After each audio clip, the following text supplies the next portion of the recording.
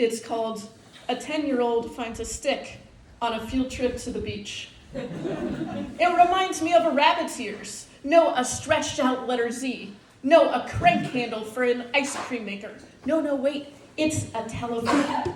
He talks fast as he draws a picture of the stick he found, writes down everything it reminds him of. Then he holds the stick above his head, jumps up and down, and watches the ocean waves hiss over the flat shoulders of the sand. When it is time to leave, he digs a hole and buries the stick there. After flattening the sand, he looks up at me and proclaims, "I'm going to come back and find this stick again, and then I will feel exactly like I do right now. So happy." As we walk away, bouncing at my elbow, he whispers, "Do you think it will be the same when I come back?" And I think about all the times I have tried to bury a part of myself in hopes that I could come back and find it unchanged, intact, whole. Built a glass museum case around a feeling that once sat inside my ribcage or wove itself through my hair. We look out across the bluffs. A gull drops a feather and flies on.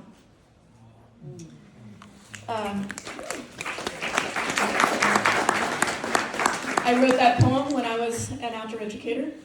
I always love thinking about that kid and the classic move of burying the stick you'll really like in the sand. And I come to you today in challenging times. I feel deeply for everyone right now. And I'm going to attempt to offer 5 pieces of advice and wisdom that I think we can implement in our lives as outdoor educators. They're not the only pieces of advice or wisdom, but they're things I'm going to highlight today. And also I'm going to share poems and share why I love poetry and love writing poetry with students. The first piece of wisdom: seek out the shared joy of noticing.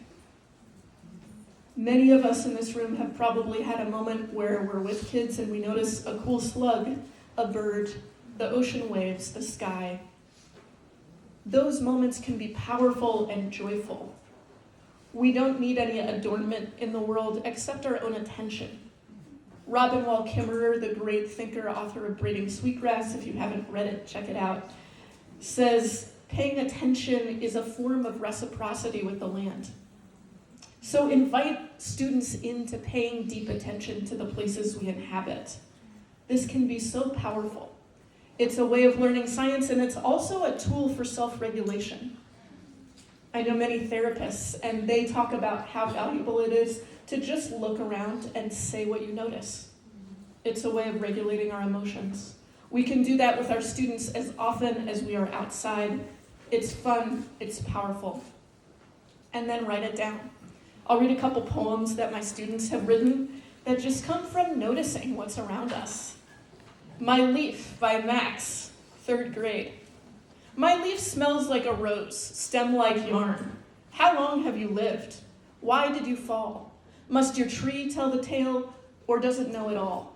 You remind me of the fall, so crisp, wet in the heavy mist. This is Me by Zelda, also 3rd grade. Me, my pencil drags along the paper. My thoughts float through my head like bubbles. The sound of rustling leaves, linked to my emotions, linked to my heart. All me, me, me. When we give students invitations to notice what's around them and notice what's inside them, we're offering a form of presence with the world. It can be deeply nurturing. It can be deeply joyful. My second piece of advice is to honor and make space for our identities and perspectives. I'm non-binary, genderqueer, agender. Those are all words that resonate with me. And it's a challenging time for anyone who is seen as not the norm by our current administration, which is many of us. I'm going to read a couple poems from my next book of poetry that are about my experience of those identities. The first one is called Gathering Stones, and it includes a cameo from Christina Emmett's kid in here. Gathering Stones. 1. As a child, I gathered stones, black-flecked granite, orb-like in a stream under cottonwoods, their durable stories shoved into the pockets of my jean shorts or overalls. When the other kids looked at me sideways, asked me why I didn't like wearing dresses, I could touch the stone, remember the trees, who never asked me to explain myself, who understood my silence perfectly. I felt more like rock than girl or boy, more like sand than child, something shaped slowly over years, rubbed softly until smooth, companion of tree roots, young dragonflies, the shimmer of fish. When raised brows implied I didn't fit in, I wanted to stare back, solid as the stones, eyes winking like flakes of mica lodged between quartz, just as sure of myself as something millions of years old, just as unconfused. 2. My friend's 4-year-old looks down at her new dress and says, "This dress doesn't have pockets yet." She wants her mother to sew pockets onto any garment that doesn't have them so she can gather stones and feathers, acorns, tiny bird skeletons, leaves, things found along a forest path. Yet works like that, a waiting pocket, placeholder for the number to be solved. Flags to show the line of an unbuilt roof. And gathering works like that too, looking around for what shines. How everything I have ever picked up helped me know myself a little better, like the stones I held tight, not yet knowing how sure I would someday become. There's a kid, that's the end of the poem, sorry.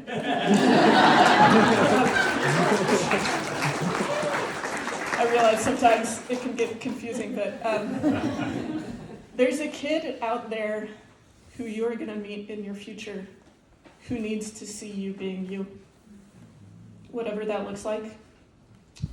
And we can create space for students to bring their own perspectives. We can ask questions that bring forward their expertise, their ideas. What's something you have to teach me? What's something important that your family likes to do? What's something you're thinking about lately?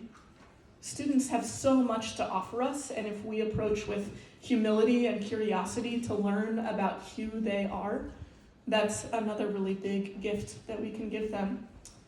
And we don't have to directly invite stories about identities, but just kind of making space for that is so powerful, so important. I'll read another poem from my upcoming book. It's called Camouflage. Like a school of fish at sea, or stars melting into dawn, like the gray moths who flat themselves against bark, I can blend so hard I disappear. Let dresses of soft fabric swoosh around my knees, hair grown long like lichen dripping off trees. The world says girl, and I don't talk back, just fade into the flock. Not today's prey, but at a cost. I'm safe, but unseen. Your students may be camouflaging part of themselves to fit in, to be safe. We can try to create room for them to share what they want to, and also there are so many people right now who cannot camouflage the parts of themselves that are being targeted. I'm someone who presents as cisgender, is read as female, and that gives me an amount of privilege, so does being white. And I invite all of us with more power, with more safety, to think about the ways we can create spaces that are more safe for students.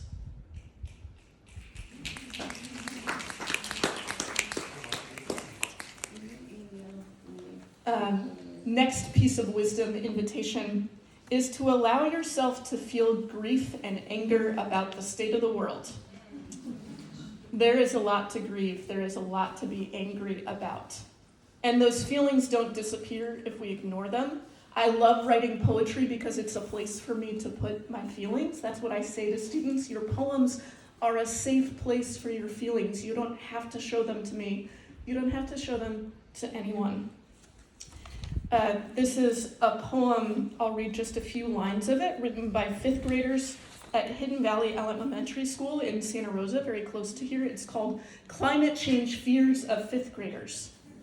Fear of the next ice age, fear of losing my cat, fear of having more panic attacks, fear of dying, fear of a hurricane, fear of losing people I love, fear of losing my brother, fear of running out of resources in the world, fear of death, fear of losing my family, fear of being killed in my sleep, fear of being burned by a fire. It goes on. We're carrying these fears, our students are carrying fears, and we can invite space for ourselves to be with those feelings with trusted friends, with poetry. I know for myself, being able to allow myself to feel my full feelings of fear, of grief, of anger, allows me to then move forward, to continue to take action, to continue to show up.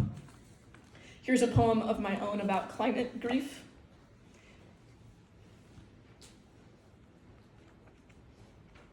The sea spits back broken things, like softened glass, hairless plastic doll, fragmented rim of once proud porcelain plate, wood scrap reduced to a smooth umber edge, half a cinder block passes for a great gray stone. When the sea rises, it will not give us back our lives whole. It will not give us back the voices of the islanders or the cove where they fished for thousands of years.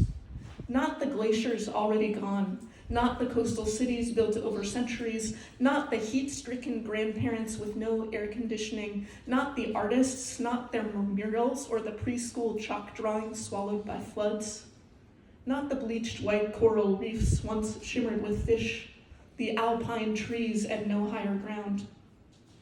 There are no faraway lands when the largest forest burns. When the last library is singed dry, when it is too hot to grow tomatoes, who will we be?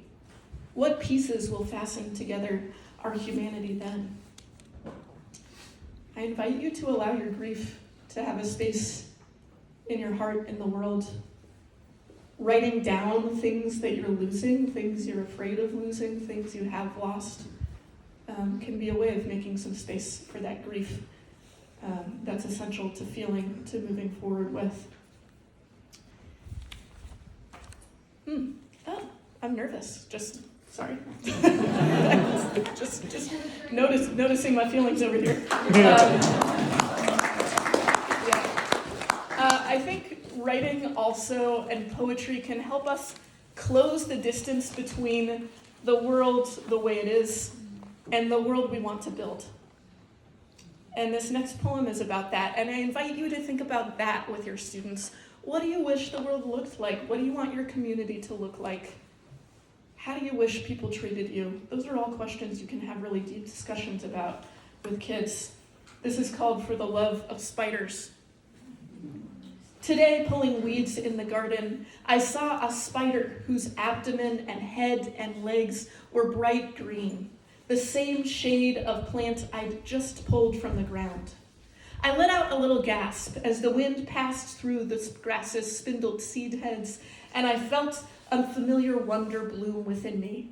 The thought, I have never seen this before, which comes to me if I move slowly enough to let myself get drenched in surprise.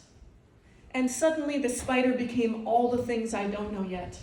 Climbing the wooden fences at the edge of my brain, woven so delicately with dew just after rain. And I thought of all the spiders that friends and neighbors post on Facebook and Nextdoor. Look what I found in my house. What should I do with it? The commenters always have the same chorus. Kill it. It's definitely a brown recluse. While my scientist friend and I patiently ask them not to. Point out at least 5 observable differences between their spider and the recluse, explain that there are 3,000 species of spiders in North America, and recluses don't even live in this part of California. Tell them it's probably a colobium, who are so fond of wandering inside come autumn. Resist giving a lecture on how, when you say probably, in science it means you're actually pretty damn sure, but want to leave some room in case you're wrong. And I thought, there it is again. How easily we press danger on the innocent, on what we don't know. How many people have been killed for looking like a threat when they have done nothing wrong? When they were just existing in their body? How quickly suspicion rises when we're not curious enough? the swiftness with which we reach for hate, how the gun is grasped before one word is spoken, how the first sentence of every Google search preview about every kind of spider says whether it is venomous or not. I, who have loved spiders since I was 10 years old, looked for them everywhere, studied their webs in wonder, am asking you to move more slowly. I want the message to look you right in the face so you remember to treat everyone like something bright and green and new, worthy of your slow attention.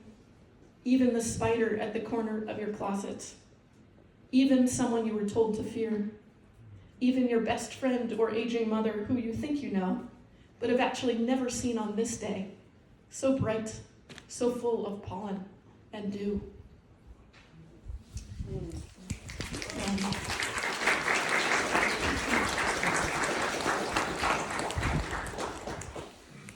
This leads me to my next piece of advice, thinking about building the world we want to, building the world we hope to.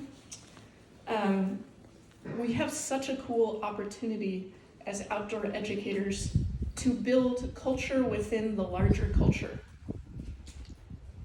Every week when I was a residential outdoor educator, I would try to build a culture in my group of positivity, of connection, of inclusion. Anytime we have a group of students, we have an opportunity to invite them to create an inclusive culture within that group that they are a part of, to offer tools, to offer perspectives, to invite them in. And this next poem is about that. It's called For the Students. Sometimes we sit in circles with these questions. What are you afraid of? Who are your heroes and why? What do you do in your free time that really makes you free? My students answer, I have no free time. It is all full of homework, and then I take care of my little sister. My hero is my brother because he walks me home so the bullies don't get me. Sometimes I am afraid my mother will work so hard, she might die. They are 10, maybe 11. I cannot follow them home and fix it so their parents can stop leaving, take their books and burdens for an hour a day so they can go become children again. I can listen when they speak. I can turn their heads towards the sunrise, then to the dragonflies hatching by the creek. I can hold their packs while they run shouting towards an ocean they have never seen. I can dump the watering can on their heads on the hottest day of the year. I can honor their courage and their joy. I cannot always change the world they are living into, but I can change the world we both live in for the tremor of a moment, the same way we all can for one another with a small smile or a knowing sigh, and the fierce act of living in the world with an open heart.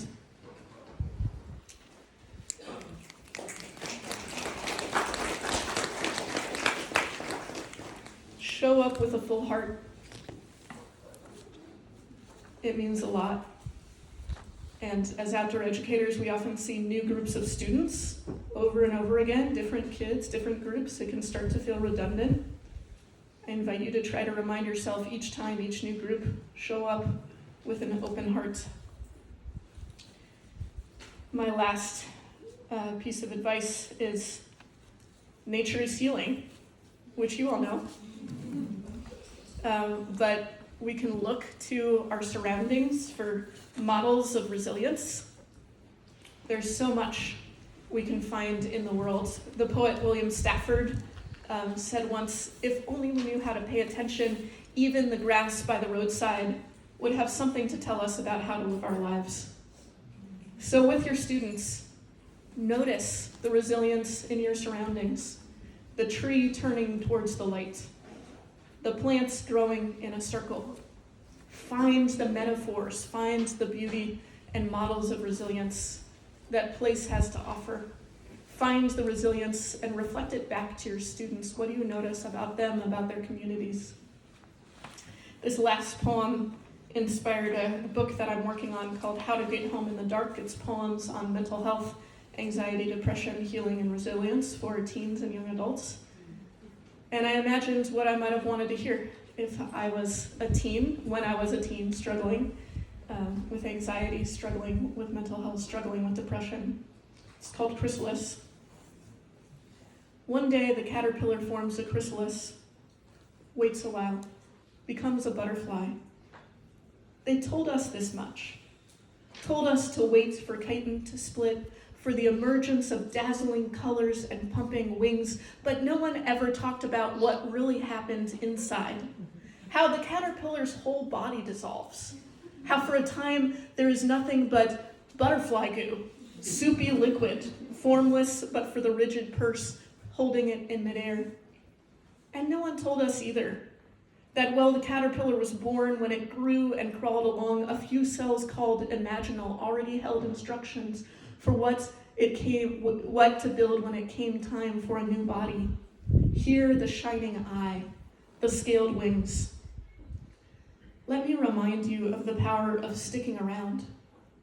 If you feel shapeless and scared, imagine yourself in that tiny, thin-walled shell, whistling in the dark, some small part of you already knowing the way.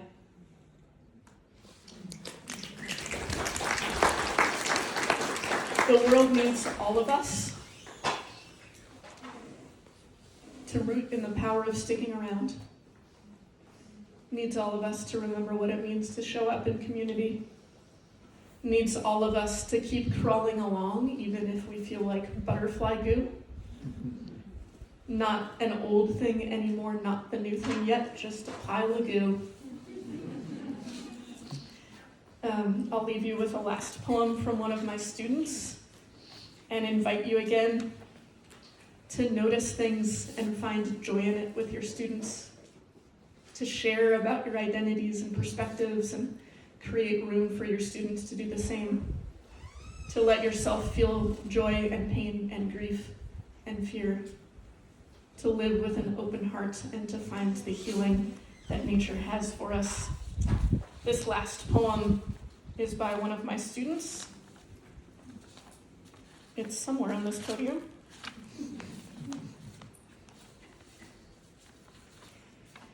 You Can Be Anything by Connor, 3rd grade.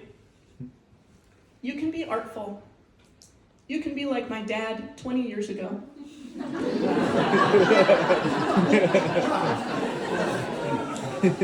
You can be a cloud floating in the sky. You can be more relaxed than the dead.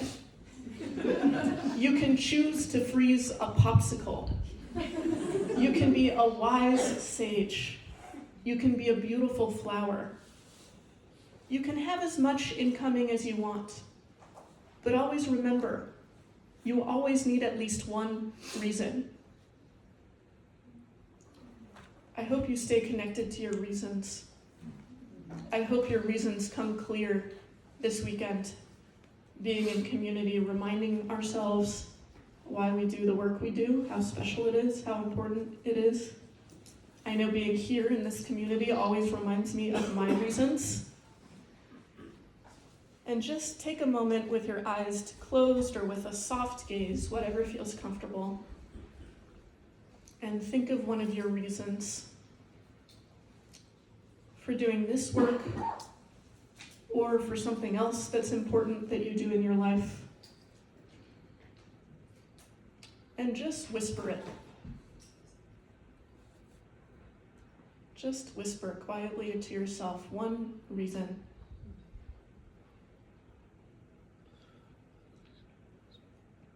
Go ahead, whisper.